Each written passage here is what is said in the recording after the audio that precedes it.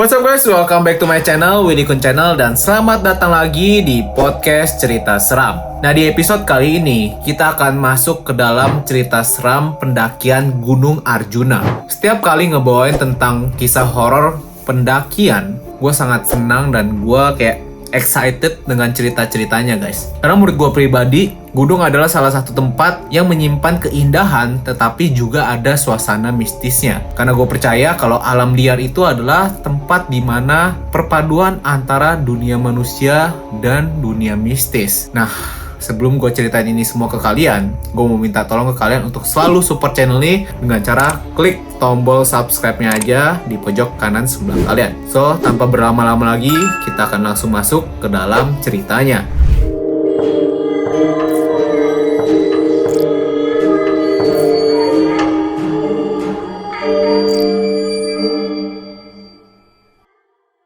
Anjir lah, baru mulai ngetik udah berdiri aja nih bulu kuduk. Yang sering naik gunung pasti tau lah betapa seramnya tuh gunung. Kejadian ini udah agak lama sih, sekitar tahun 2017.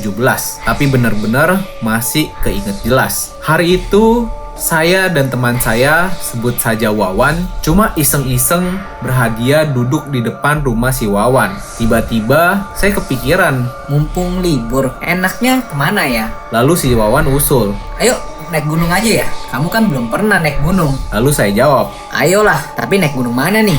Gimana kalau naik gunung Arjuna? nah di sini sebenarnya saya nggak pernah tahu mana gunung yang tinggi, mana yang angker, mana yang treknya sulit, terus persiapan buat daki apa aja, saya juga nggak ngerti. Namanya juga baru kenal naik gunung. Setahu saya, semua gunung pasti angker, dan gunung yang paling tinggi cuma Gunung Semeru. Sedangkan si Wawan ini udah bolak-balik naik gunung, apalagi katanya dia udah kedua kalinya ke Gunung Arjuna. Jadi saya nggak takut kalau meskipun kali ini kita cuma naik berdua. Akhirnya saya mengiyakan ajakan Wawan tadi. Setelah mempersiapkan semuanya, besoknya kami berangkat pukul 2 siang dari Surabaya dan sampai sana pukul setengah 5 sore via Tretes. Setibanya di tempat parkir, parkirannya nih rata-rata di rumah penduduk setempat. Tahu-tahu kami disamperin sama kakek-kakek yang tinggal di situ.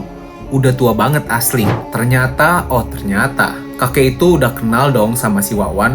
Lalu kami diajak ke rumah si kakek, dan si kakek ini masih inget persis kalau si Wawan ini dulu pernah kesini 2 tahun yang lalu. Motor kami sudah diparkirkan di rumah kakek ini. Nah, sekitar pukul 5-an, kami mulai beranjak pergi dan berpamitan pada si kakek ini. Kami pun diberi tongkat kayu untuk perjalanan nanti.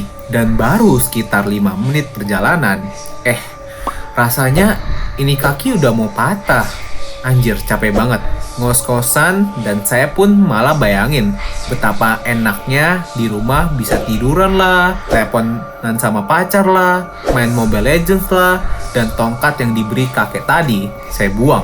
Rasanya kok malah susah ya kalau pakai tongkat gitu. Nah, di Gunung Arjuna ini ada banyak petilasan. Istilahnya apa saya nggak ngerti, tapi bentuknya seperti ini. Jadi sini si penulis menggambarkan ada patung yang ditutup menggunakan kain putih. Kemudian di belakangnya itu ada beberapa batu-batu yang disusun, dan di depan bagian patung ini terdapat sesajen-sesajen atau persembahan-persembahan dari yang mendaki gunung. Kata si Wawan, ini kalau kita nemuin petilasan saat perjalanan, kita diharuskan berdoa, lalu semacam memberi sesembahan. Kalau sesembahan ini sih nggak wajib, atau apalah istilahnya, nggak ngerti saya. Di sini saya bawa rokok Surya 16 dan saya cuma kebagian 4 batang doang. 12 batang habis dikasih ke petilasan. Nah, baru beberapa meter perjalanan, azan udah mulai kedengeran. Ini berasal dari alarm handphone saya ya anyway. Keadaan udah mulai gelap, tapi mata masih bisa ngelihat tanpa senter. Perasaan saya udah mulai gak enak, dan benar saja, seketika itu mulai kedengaran suara tapak kaki seperti orang berlari. Ini asli, jelas banget. Posisi saya di belakang dan Wawan di depan buat cari jalan. Untungnya suara itu lama-kelamaan makin menjauh. Baru saja kami menghela nafas, tiba-tiba Suara itu kedengeran lagi dari samping kanan. Kali ini beneran, cepet banget suara langkah kakinya. Sedangkan kami langsung menoleh ke kanan, ternyata tidak ada apa-apa cuy. Malah makin merinding aja. Terus saya bilang, Itu apa sih? Wawan menjawab, Heh, mulutmu. Oh iya, lupa, sorry. kalau di tempat seperti ini, jangan ngomong aneh-aneh kata Wawan. Sementara hilangkan dulu bahasa Surabayamu. Dan kami pun mulai menyalakan senter. Setelah agak jauh berjalan, tibalah kami di Alas Lali Jiwo. Saya nggak ngerti kalau itu Alas Lali Jiwo. Nah, di situ tempatnya bener-bener angker cuy. Lewat situ melamun sedikit, auto kebawa ke dunia lain. Sesuai namanya. Tapi tempatnya emang kayak cocok sih buat melamun. Ditambah angin yang lewat, rasanya pas banget buat melamun.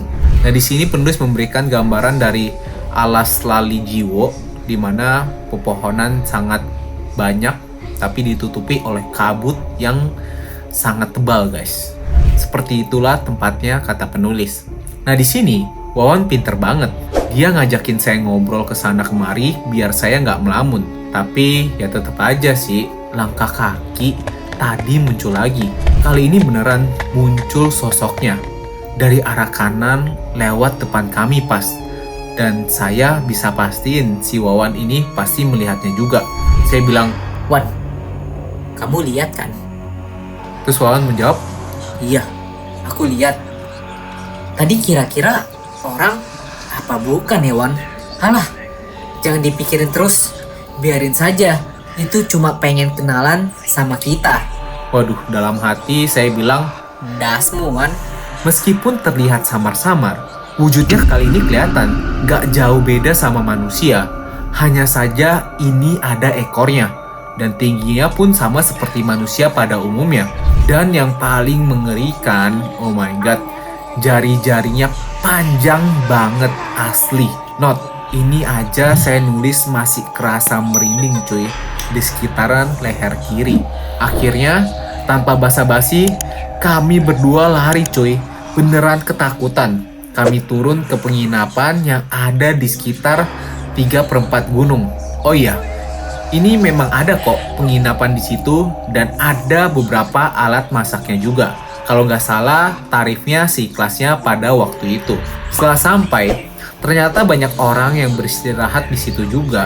Dan saya dengar dari percakapan orang di situ, ternyata malam ini adalah malam satu suro. Pantesan aja. Dan ada yang bilang, kalau orang-orang ini sengaja nggak ngelanjutin perjalanannya, karena besok pagi ada rencana tumpengan di puncak Gunung Arjuno. Malam itu emang bener-bener bikin kami senam jantung. Setelah itu kami bikin kopi sasetan yang sudah kami bawa dari rumah.